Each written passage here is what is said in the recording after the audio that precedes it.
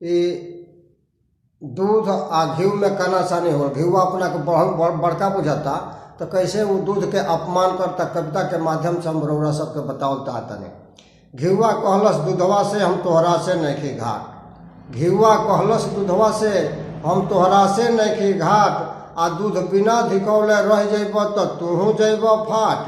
बाल्टी में लेके तोहके दुआरी दुआरी ताके ले, केहू पाव केहू आधा केहू लीटर से नापे ले, केहू पाव केहू आधा केहू लीटर से नापे ले।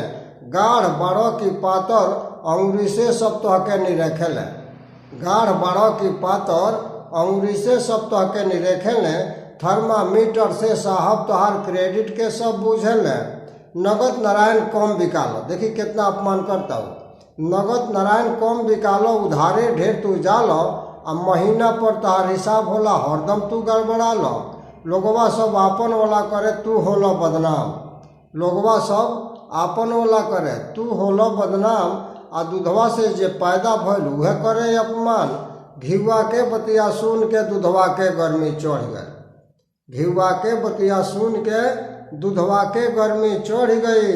आ देखी अब दोनों में उगटा पैंची हो गई।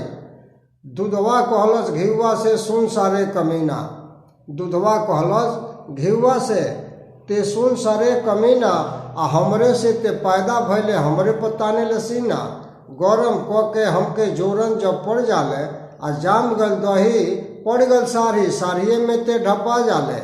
उतार के साड़ी मथनी से माठा जब महा जाले, उतार के साड़ी मथनी से माठा जब महा जाले। आ बर्तन में धोके आगी पर गरम होले, बर्तन में धोके आगी पर जब गरम होले ऊपरे ते छितरा जाले।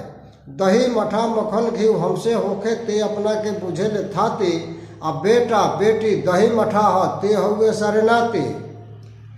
घिउआ दूधवा में भइल लड़ाई, दोनों के झगड़ा दही छुड़ाई।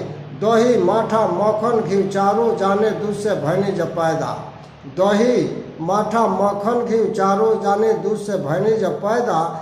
आ दूध के इज्जत बढ़ाई हरदम होके यह कायदा, यह कायदा। आ दूध घी के कनासानी में दही के भइल हरानी, आ देला गारी दही घी के, देला गारी दही घी के ते सर बड़े हरामी।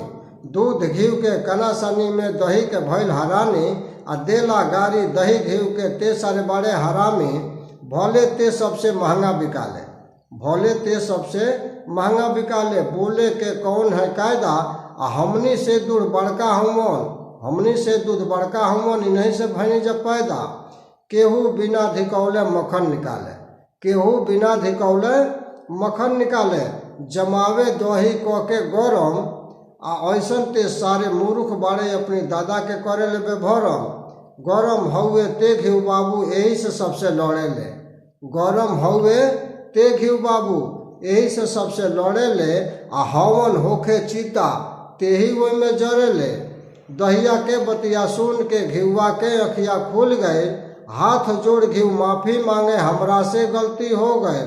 कहे ले अर्जुन ठाकुर ऐसन चुतिया के संख्या बाटे ढेर, कहे ले अर्जुन ठाकुर ऐसन चुतियन के संख्या बाटे ढेर। आ धान गेहूं तक खेत में होखे काहे काटल समेर।